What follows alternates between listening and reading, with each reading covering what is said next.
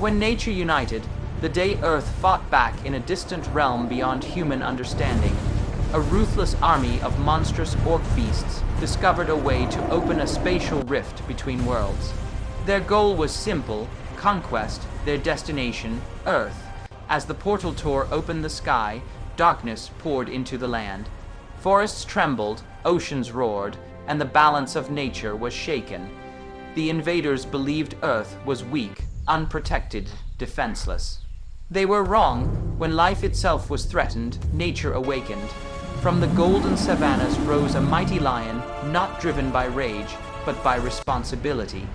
He was the guardian of open lands, a symbol of leadership and balance. Far away, deep within the dense jungle, a powerful tiger emerged, silent, fearless, and unstoppable.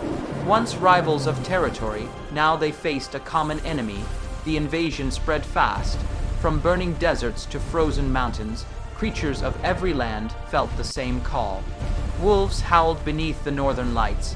Elephants stood like living fortresses. Eagles filled the skies, watching every movement from above. This was not a war of hatred. This was a war of survival.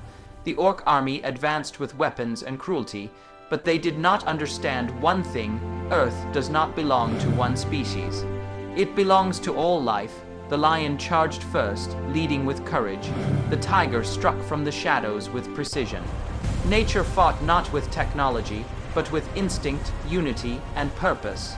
One by one, the invaders fell. The portal that once burned with destruction began to collapse. Thunder cracked the sky as if the planet itself had spoken. With one final surge, the rift closed, sealing the orc army back into the darkness from which they came. Silence returned, the land healed, nature had not conquered, nature had defended, and the world remembered a powerful truth: when life stands together, no invasion can succeed.